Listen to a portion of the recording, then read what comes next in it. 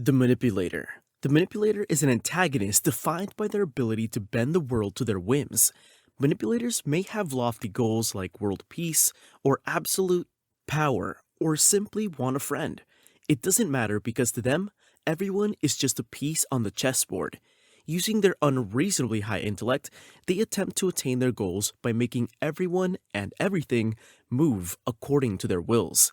Often entire story arcs and plot beats are made by them to simply advance their goals. While a manipulator relies heavily on intellect, this in no way means they're weak, and there are quite a few that are incredibly strong. Examples of manipulators include Makima from Chainsaw Man, Johann Liebert from Monster, and most famously, Aizen from Bleach. The Beast. The Beast uses incredible strength and power to achieve their goals. They are often straightforward in their approach, find whatever stands in my way and destroy it.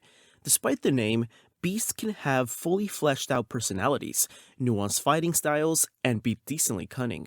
However, their modus operandi is always going to be the same: find and destroy.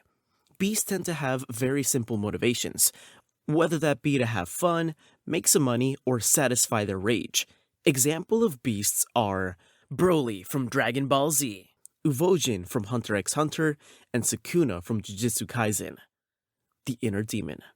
These antagonists often serve as a source of power for our main characters, while seeking to take control of them.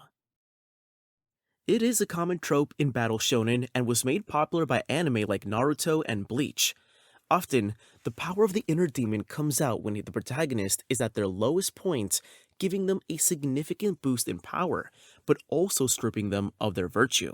Resolving conflict with one's inner demon is often a major plot point that increases the overall power of the main character. Examples of inner demons are White Zangetsu from Bleach, Kurama from Naruto, and Asta's demon from Black Clover. The Perfect Specimen. This is an antagonist who is at the peak of the evolution of their species. While this sounds oddly specific, it is a common trope in anime. These antagonists often take actions based simply to further improve and grow. Improvement by consuming what one eats and the ability to add on aspects of those you defeat, along with extremely hard to kill, are all part of this archetype. Some prime examples are Cars from JoJo's Bizarre Adventures, Cell from Dragon Ball Z, and Miriam from Hunter x Hunter. The Association. This is a group of antagonists that are working towards one goal. Their abilities are varied, and entire arcs, and sometimes stories, revolve around taking them down. Often, members of the Association are far stronger than the protagonist when they are first introduced, and we watch our main character grow to their level of strength and eventually surpass them.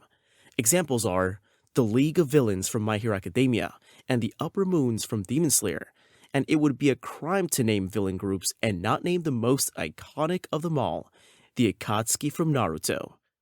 The Mirror. This is one of my favorite archetypes in anime. This is where the author presents us a character much like our main character, just in a slightly different situation. The goal is to show how these slight changes could have taken our hero down a very different path, or to call into question the purity of our hero.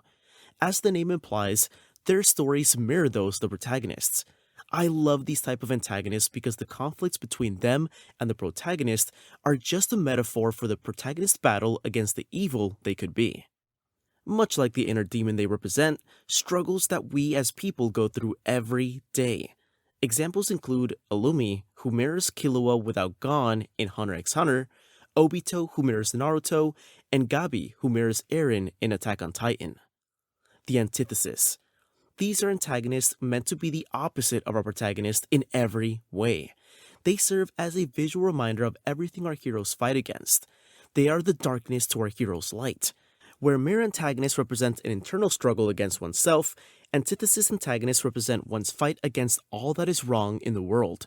To keep to this theme, these villains are often extremely overpowered, being forces of nature in their own right and largely responsible for the state of the world. Such antagonists include Griffith from Berserk and All for One from My Hero Academia. The Throwaway Villain. These are antagonists in anime made to simply be beaten. They often have boneheaded levels of caution and challenge characters much stronger than them. their defeat is often just a way for the writers to illustrate how strong a character is.